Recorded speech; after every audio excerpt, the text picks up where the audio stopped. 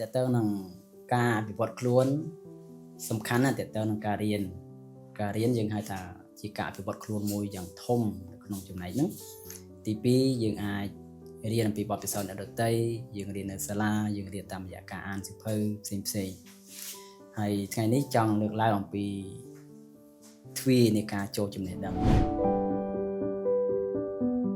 តើចូលតាមច្រកណាខ្លះហើយធ្វើម៉េចដើម្បីឲ្យចំណេះជំនាញទាំងអស់ហ្នឹងចូលមកខ្លួនឯងបានពីព្រោះរឿងបាតាសំខាន់ហ្នឹងយើងអត់ចេះរៀនអត់ចេះសូត្រឬក៏មិនដឹងពីវិធីទាំងអស់ហ្នឹងក៏ពិបាកឲ្យយើងអភិវឌ្ឍខ្លួនឯងដែរទ្វារទី1ដែលជួយយើងឲ្យអភិវឌ្ឍខ្លួនជាប្រចាំហ្នឹងគឺរៀនតាមរយៈការស្ដាប់អំពីអ្នកដទៃគេចែករំលែកស្ដាប់អំពីគ្រូបាអាចារ្យដែលលោកចែករំលែកស្ដាប់អំពីរៀមច្បងដែលមានបទពិសោធន៍ទៅលើកិច្ចការទាំងអស់ហ្នឹងទ្វារទី2តាមរយៈការអានសៀវភៅពីព្រោះចំណេះដឹងជាច្រើនយើងលំបាកនៅក្នុងការបានដឹងបានឮអំពីចំណេះដឹងរបស់ពួកគាត់ដោយឡែកបើសិនយើងបានអានសៀវភៅយើងនឹងមានអ្វីថ្មីដែលយើងមិនធ្លាប់បានដឹងពីមុនមកហើយចំណុចទី2នេះក៏បានរៀនអំពីការផ្ទៀងផ្ទាត់ដែរអ្វីដែលយើងបានធ្លាប់ដឹងធ្លាប់ឮនោះវាត្រូវឬអត់ប្រៀបធៀបជាមួយនឹងអ្វីដែលយើងបានអានហើយតែពីទស្សនវិទូថ្នាក់ដឹកនាំណាមួយដែលគាត់បានរៀបចំក្រងជាសៀវភៅទាំងអស់ហ្នឹងចឹងយើងអាចផ្ទៀងផ្ទាត់បាន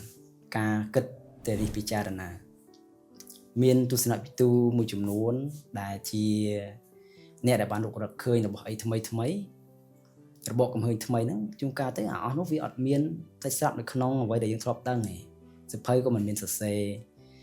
អ្នកដែលស្រាវជ្រាវមុនក៏អត់បានចងក្រងរឿងអស់ហ្នឹងមិនមានបទពិសោធន៍រឿងអស់ហ្នឹងដែរ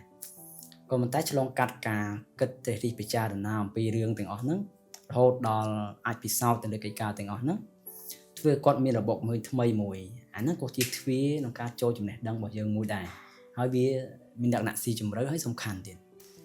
ហើយជាចុងក្រោយនោះអ្វីដែលរឹតតែសំខាន់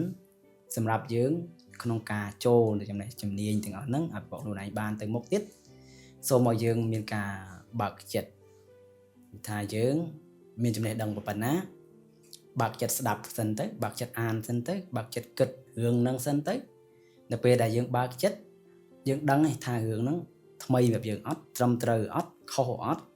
បើខុសតតចេញទៅមិនទាន់ទទួលយកបានទេក្នុងកម្រិតយើងតែបើត្រូវហើយទទួលយកមកហើយអភិវឌ្ឍនៅក្នុងជីវិតរបស់យើងទៅ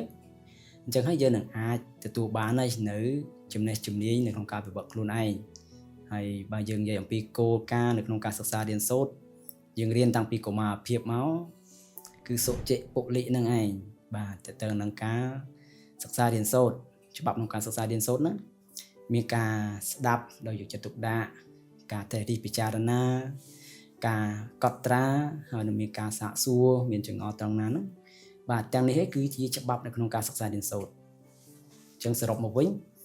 យើងមានគោលការណ៍សុចិពុលិហើយមានការបើកចិត្តទទួលយកនៅអ្វីដែលថ្មី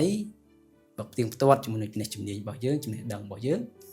នឹងអាចអភិវឌ្ឍខ្លួនឯងទៅមួយកម្រិតទៀត